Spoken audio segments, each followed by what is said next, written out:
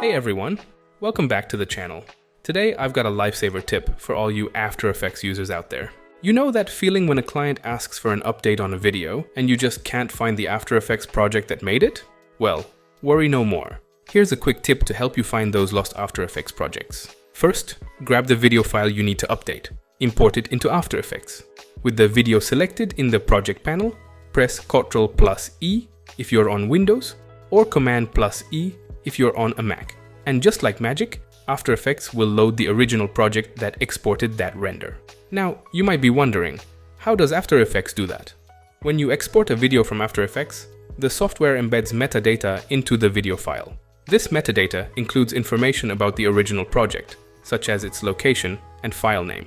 When you use the Ctrl+E or Command+E shortcut, After Effects reads this embedded metadata and locates the corresponding project file on your system. This allows it to open the original project, saving you the hassle of searching for it manually. How awesome is that? I hope this quick tip helps you keep your projects organized and stress-free. Let me know in the comments if you found this helpful. Don't forget to like and subscribe for more tips and tricks. And as always, I'll see you in the next one. Cheers. Bye-bye.